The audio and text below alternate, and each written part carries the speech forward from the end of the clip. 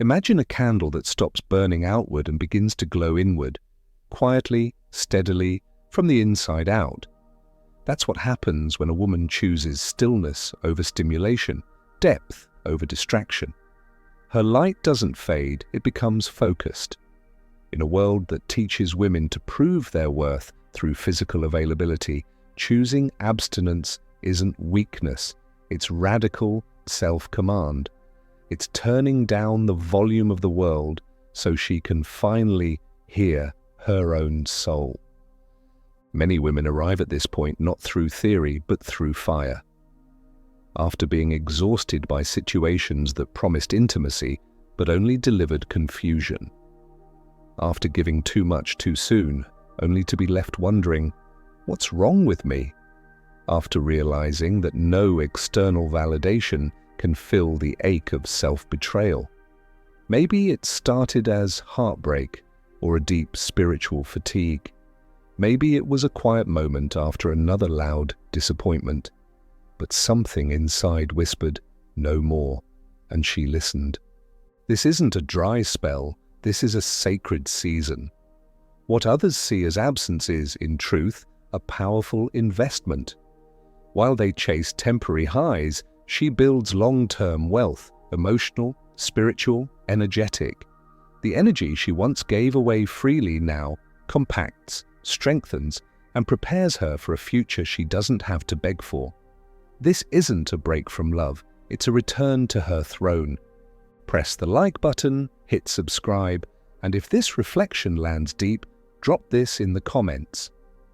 Stillness is power. Say it for him, for the universe, and for the version of you that's just now awakening. And stay close, because what's coming next will explain why her silence isn't surrender, it's strategy, the kind that builds queens in quiet before the world ever sees their crown. Number 1. The silence is not lack, it's redirection. Imagine a river that once flowed in every direction, spilling over its edges, pulled by every obstacle it met. Now imagine that same river redirected, channeled into a purposeful stream, cutting a clear path, powerful, intentional, unstoppable. That is what happens when a woman enters a season of silence, not out of fear, failure, or frustration, but from a deeper knowing that her energy is too sacred to spill. Napoleon Hill once said, "Every adversity carries with it the seed of an equal or greater benefit." But what no one tells you is that sometimes the adversity isn't a dramatic collapse. It's the quiet ache of not being chosen. It's the slow erosion of self that comes from pouring into people who never showed up full. It's realizing that the intimacy she thought was love was often just access, and when she finally stops, when the world grows quiet around her, it feels like loss. But it's not, it's a redirection. Because when the body goes still, the soul begins to reorganize. What once was channeled into being desired, being wanted, being enough for someone else, is now focused inward. Not out of selfishness, but sovereignty. She's not suppressing her femininity, she's refining it. It no longer serves others first, it begins to serve her. This is where the questions start creeping in. Am I wasting my time? Will this season pass me by? What if I'm just disappearing? And to that we remind her, flowers do their most important growing underground. This stillness isn't nothingness, it's where roots form, it's where emotional chaos clears, where her inner compass resets. And trust me, when she emerges, she's not the same. Hill's wisdom reminds us that pain is not punishment, it's preparation. And this kind of redirection doesn't announce itself. It whispers, a sudden urge to cancel plans, a disinterest in forced connections, a desire to sit in silence rather than chase noise. These aren't signs of disconnection, they're signs that she's reconnecting to something deeper than dopamine. Take, for example, the women who've redefined their lives after seasons of intentional abstinence. Maya Angelou once said, "I can be changed by what happens to me, but I refuse to be reduced by it." These women aren't reduced by their solitude, they are reformed by it. They stop living as a reaction and start living from intention. They find clarity in places most people avoid. While others chase affection, they become affection. While others play the game, they become the rule book. And the best part? This redirection sharpens more than her spirit. It clears her mind. It heals her nervous system. It reclaims her intuition. Without the constant noise of misaligned touch, she finally hears what her body has been trying to say for years. Rest. Wait. Choose better. Her silence becomes sacred, a vow to herself, not a punishment from life. She doesn't have to prove she's still got it. She's never lost it. What she's lost is the compulsion to perform for a kind of love that doesn't require performance in the first place. She's still feminine, still magnetic, still powerful. But now, her energy is behind glass, on display for her alone, until the world brings something worthy to match it. So if she's in that season now where the calls have slowed, where the noise feels foreign, where the mirror reflects more soul than sparkle, she's not fading. She's focusing. She's not falling behind. She's finding the front of a race she no longer needs to run. And when that energy reemerges, it won't beg, it won't chase, it won't doubt, it will know, because next we'll explore the force behind this entire transformation, how desire, when consciously redirected, becomes her most powerful fuel. And trust me, she hasn't lost the fire. She's just learned how to aim the flame. Number 2, desire is fuel when transmuted. Imagine fire. Left untended, it burns, it consumes. But when harnessed, it warms homes, powers engines, cooks meals, creates life. Desire is just like that. It can burn through clarity, or it can be the fire beneath everything she builds. When a woman steps away from superficial connection, she doesn't lose her desire. She simply stops letting it leak. She gathers it, she guards it, and most importantly, she redirects it. Napoleon Hill said, when driven by definite desire backed by faith, women become spiritual giants. And this kind of desire isn't about chasing someone's touch, it's about channeling the internal flame towards something higher. This is transmutation, not denial, not repression, redirection. Desire, when left unconscious, becomes a loop.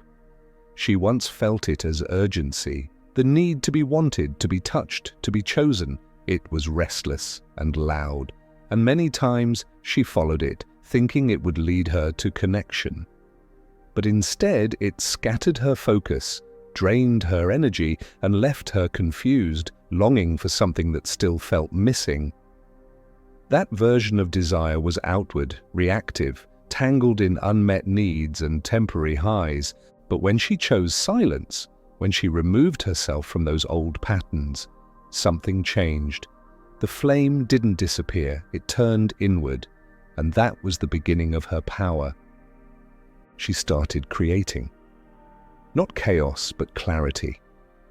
The energy that once went into wondering who would text back, or whether she was too much, began feeding her ideas, her intuition, her dreams. Her body became quieter, yes, but her vision became loud, crystal loud. She began hearing her true voice, and instead of craving someone else's presence, she craved her own evolution. This is the miracle no one warns her about.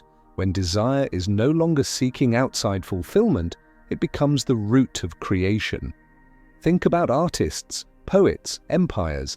They are often birthed not in the heat of distraction, but in the clarity of abstention, in the sacred silence where desire is not used, but used wisely. That's why Hill's principle is so powerful. Definite desire backed by faith, Not scattered craving, not hollow hunger, but a focused, intentional longing fueled by belief in what is still unseen. When a woman believes her life can be shaped by purpose, not just passion, she becomes unstoppable. There will still be moments of ache, of memory, of longing. That's human. But now she knows what to do with those feelings. She writes, she builds, she breathes through it. She doesn't shame the desire, she translates it. And every time she does, it makes her stronger. She once feared that silence meant she was losing her magnetism. But the truth? She was becoming magnetic in a new way. Her desire now speaks not as hunger, but as direction. And in that direction, she doesn't just move forward, she ascends. In the next chapter, we'll step into the very core of that ascent, because what she's building now is not just emotional or energetic, it's mental mastery. And the battlefield she's learning to command next is the most powerful of all, her own mind. Number 3. The mind is the battlefield. Picture a quiet room, no phones buzzing, no eyes scanning for a reply, no nervous wait for attention to arrive in the form of a message or a glance, just her, alone with her thoughts. And at first, that silence feels unbearable, because when the noise of the world stops, the volume of her mind turns up. Every doubt, every old story, every voice that ever said she wasn't enough suddenly echoes louder than ever. This is the battlefield. Napoleon Hill said, "You become what you think about." And if that's true, then the woman who once spent her days thinking about whether she was being chosen, desired, or replaced was unknowingly shaping a life around scarcity and self-doubt. Not because she lacked value, but because her mind was never taught to guard her focus like a treasure. But abstinence, conscious, intentional stillness, changes that. When the body is no longer chasing the highs of temporary closeness, the mind finally has space to clean house. That space becomes the arena of transformation. It's where she learns that her greatest power isn't in controlling others, but in mastering what she allows to live in her mind. She starts to notice it, the thoughts that sneak in when she's tired or lonely. Maybe I should reach out. Maybe I'm too hard to love. Maybe silence means failure. But now she doesn't automatically believe them. She questions them, she rewrites them. Slowly, she stops living as a reaction and starts living from a place of internal leadership. This is the turning point, where thoughts shift from obsessing about someone else's behavior to becoming intentional about her own becoming. She affirms. She visualizes. She sets goals not rooted in validation but in vision, and each time she interrupts the old mental script, she reclaims energy that once leaked through doubt. It doesn't happen overnight. Some days the old thinking returns, some nights the ghosts of old stories knock. But now she has the tools. She doesn't numb it, she names it. She doesn't spiral, she sits. She breathes. She reminds herself, I am the thinker, not the thought. Abstinence isn't just physical distance from others, it's a powerful practice in mental discipline. It teaches her to stop outsourcing clarity and start creating it within. She's no longer the woman who needs to be told she's enough. She's becoming the woman who already knows it and thinks accordingly. Napoleon Hill knew the truth. Everything begins in the mind. Before wealth, before love, before purpose, there is thought. And once her thoughts align with peace, with power, with possibility, everything outside of her must respond. So if she's in that season where the noise has faded and the mirror is all she has, she's not losing. She's learning to lead herself. And next, we explore the fuel that keeps that discipline alive: faith. Not blind hope, but a deep-rooted belief in what she can't yet see, but absolutely feels rising within her. Number 4. Faith in her own becoming. Imagine planting a seed in the soil and walking away, fully knowing it will grow but having no idea when or how it will break through the surface. That's what this chapter feels like for her. A season where nothing seems to be happening on the outside, yet everything is transforming just beneath the surface.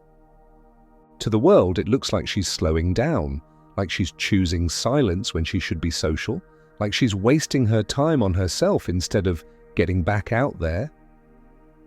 But what they don't understand is she's not standing still, she's rooting, she's getting ready for something so aligned, so whole, so true to her essence, that it cannot be rushed. Napoleon Hill once said, faith is the head chemist of the mind, and that's exactly what this season demands. Not blind optimism, but energetic certainty in something unseen.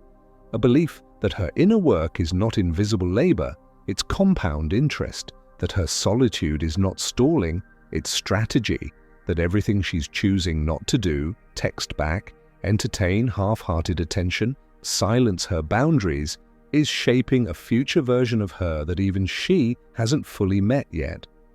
This isn't easy, because sometimes faith feels like foolishness. She still has moments where she looks around and sees others seemingly racing ahead, engagements, vacations, the public proof of connection. Meanwhile, she's quietly journaling her truth, rereading the books that saved her, having long conversations with herself in the dark. And there are moments where doubt whispers, "Is this really worth it?" But then she remembers, she used to give everything away for a fraction of what she's now becoming. She used to pour her soul into love that couldn't hold her. She used to abandon herself in the name of being chosen. And now, she's choosing faith over fear. And that shift, silent as it may seem, is the very essence of revolution. Because faith isn't just believing in something better, it's behaving like it's already on the way. She's preparing her space, her energy, her mind. She's clearing out clutter, not just in her home, but in her heart. She's no longer entertaining maybe energy. She's making room for yes. This is her investment stage, the work that no one applauds, the phase where nothing glamorous is happening, yet her entire internal world is rearranging. She is training her nervous system to recognize peace, not chaos, as the standard. She is building the version of herself that will no longer flinch when she is deeply loved, because she will finally feel worthy of it. Napoleon Hill knew the mind, guided by faith, becomes a chemist. It mixes vision with emotion, belief with behavior. And what it produces is not just progress, it's power. So if she's here now in the quiet middle, with no finish line in sight, she's not falling behind. She's speeding up in a direction most will never take. She's not pausing life. She's planting something the world won't understand until it blooms. And next, we enter the most sacred part of her journey, the test. The temptation to go back. The tension before breakthrough. The moment where many give up, but she persists. Because this next chapter isn't glamorous, it's gritty, and it's where transformation truly begins. Number 5. Persistence through the void. Picture a woman walking through a hallway where every door she's ever closed begins to creak open again. Old habits peek through, familiar names resurface. Past versions of love, the ones that left her feeling half-heard, half-held, start to look tempting again. Not because they've changed, but because the silence of growth can sometimes feel like loneliness. This is the void, and it is sacred. Napoleon Hill wrote, "Patience, persistence, and perspiration make an unbeatable combination for success." But persistence isn't poetic in the moment, it's messy. It's sitting on your hands when you want to reach out. It's writing in your journal instead of texting an old flame. It's resisting the urge to go backward just to feel something familiar. For her, this is the part of the journey no one claps for. No spotlight, no breakthrough yet. Just her, holding the line, repeating to herself, I didn't come this far to give myself away again. Because she knows what she's rebuilding is fragile at first, and it only becomes unshakable through repetition. She used to mistake any attention for connection. A message meant possibility. A late-night check-in meant care. Now she sees clearly most of it was noise. Echoes of her own longing reflected back by people who never had the depth to meet her there. And when those echoes come calling again, and they always do, she doesn't open the door. She sits with the ache. She breathes through the pause. Because she's no longer building her life from urgency, she's building it from alignment.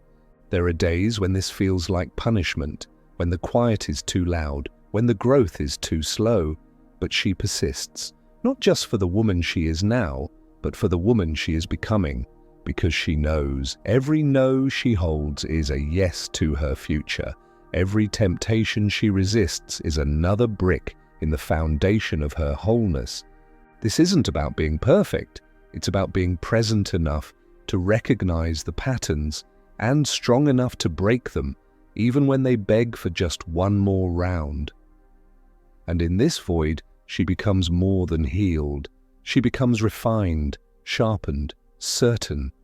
There will still be moments where doubt whispers, maybe just one more try. But she's learning that persistence is the most spiritual discipline of all. It's not about clenching or forcing. It's about staying with herself, no matter how long it takes. Napoleon Hill wasn't just talking about effort when he spoke of perspiration.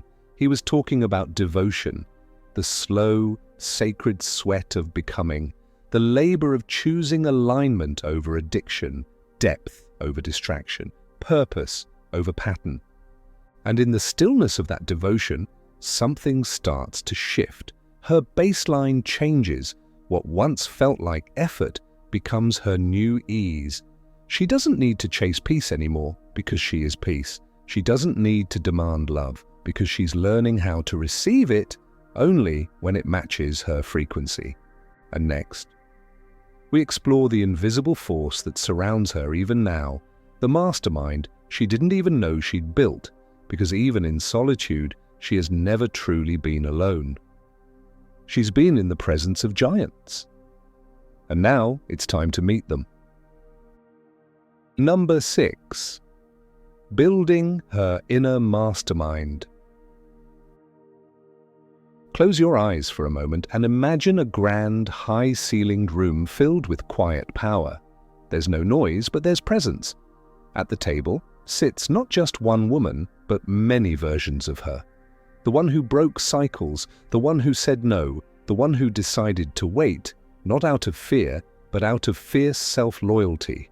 And surrounding them, silently guiding, are the minds and souls who have lit the path for centuries, the ancestors, the mystics, the thinkers, the women who rose long before her.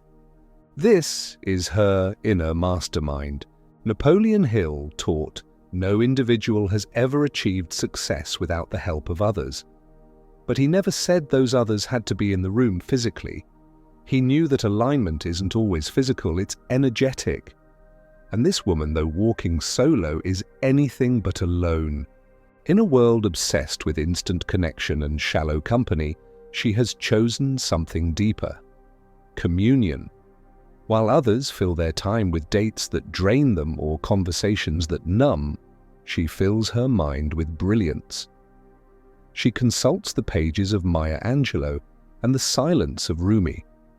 She channels the resilience of her grandmother. She re-watches that one interview, that one quote, that one passage that cracked her open the first time and keeps her walking now. This is her spiritual boardroom, her private round table of expansion, and she's not networking for status. She's aligning for ascension. Each morning, she doesn't scroll for validation. She listens. Whether it's the wisdom of Louise Hay, the structure of Napoleon Hill, or the sacred rage of Clarissa Pinkola Estes, she's feeding her higher mind so that when love does return, she's no longer reaching from emptiness, but from overflow. She doesn't need endless brunches or loud rooms to feel seen. Her mentors may never know her name, but their wisdom lives in her bloodstream. And yes, she even creates space for conversation with the divine. With the whispers of a higher self, she's only just beginning to trust. But let's be clear, this kind of mastermind isn't always glamorous.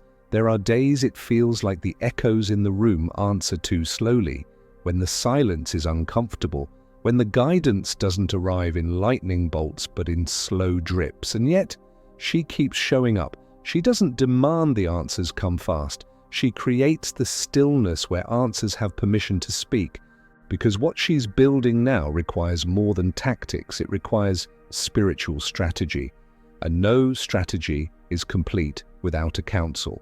Napoleon Hill built his success not just from ideas, but from immersion. He taught that when we surround ourselves, even in our imagination, with the minds we admire, we absorb their frequency. Their presence becomes our compass. Their voice becomes part of our intuition. And so this woman walks through her day as if the greats are watching. Not in pressure, but in partnership. And perhaps they are, because the woman who dares to walk alone while feeding her mind with gold will never be poor in wisdom or power again. Next, we uncover the treasure she didn't expect to find, emotional wealth, a currency deeper than likes, louder than compliments, richer than any ring. And the best part? She's already been earning it in silence. Let's unlock it. Number 7, emotional wealth is her first currency. There is a kind of wealth that doesn't show up in bank accounts, selfies, or applause. It's not flashy, it doesn't brag, but it glows. It's the kind of wealth you earn from crying on your own bathroom floor and still choosing to stand. The kind you build not in the spotlight, but in those long, quiet nights when you swore you were done, but still showed up for yourself anyway. Napoleon Hill said, "You'll be paid for more than you do when you do more than you're paid for." And no one has done more unpaid labor than the emotionally awake woman.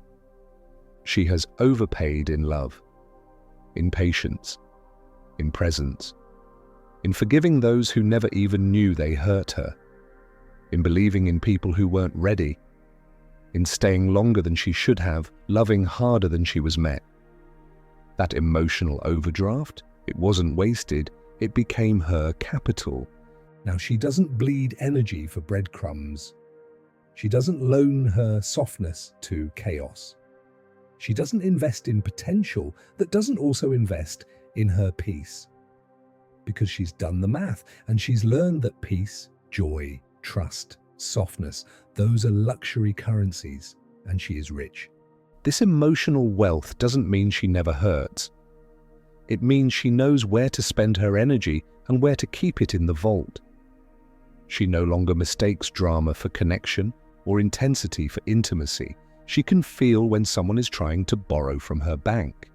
And unless they come with matching emotional assets, she declines the transaction. There was a time when she gave herself away just to feel seen. She tolerated shallow talk just to avoid silence. She stayed in rooms that cost her sanity just to avoid being misunderstood. Now, she is the room, and she knows her value. This isn't about arrogance, it's about alignment. Because when a woman knows what it cost her to become emotionally whole, she protects it like gold. And here's the beautiful twist. Emotional wealth multiplies. The more she keeps her frequency clean, the more life begins to reflect it. Peace returns. Opportunities feel effortless. Relationships begin to match her pace. Her vibe becomes a filter, and only those who can honor the currency of her soul are allowed to stay.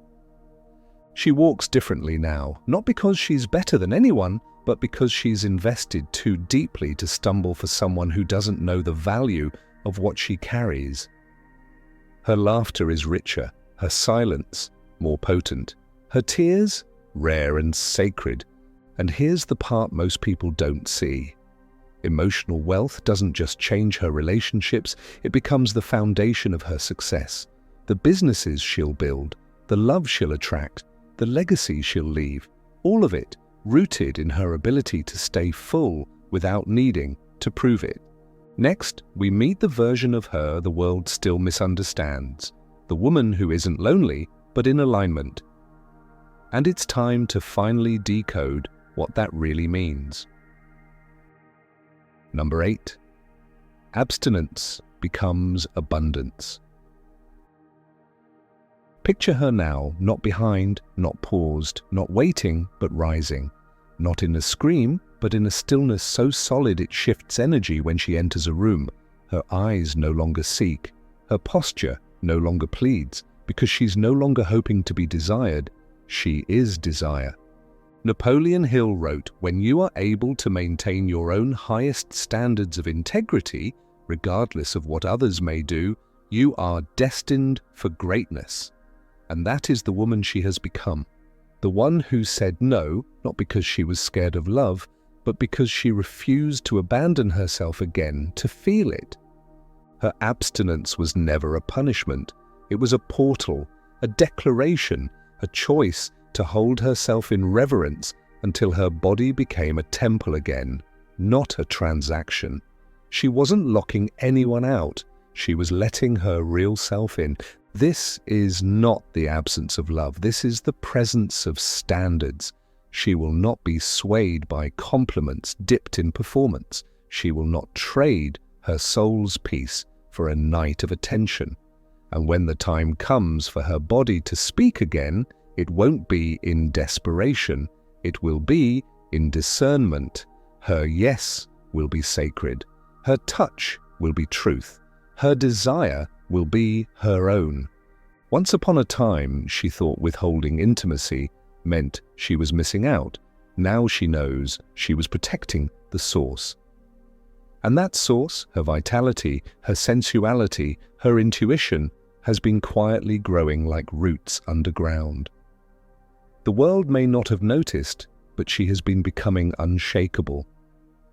She's no longer performing availability. She's practicing alignment, because love that costs her her standards is not love, it's negotiation.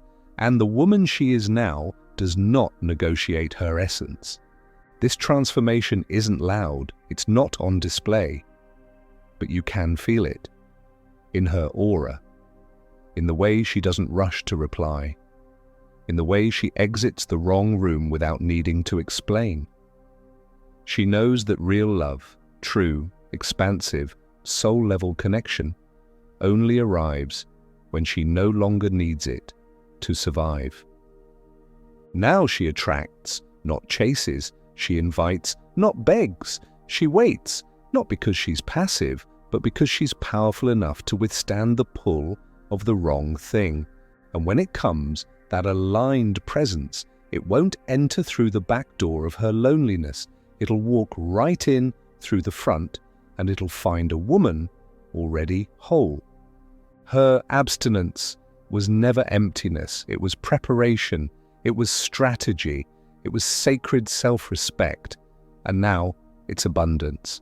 And so as we arrive at the end of this journey, let it be clear, her silence was not weakness, it was wisdom. Her abstinence was not lack, it was leadership. In a world chasing noise, she chose depth. In a culture worshipping urgency, she honored timing. This wasn't about saying no to the world, it was about saying yes to herself. And now she doesn't wait to be chosen, she chooses. If this message lit something inside you, honor it. Like this video, subscribe for more soul-deep truth, and share it with a woman who needs to remember, stillness is sacred.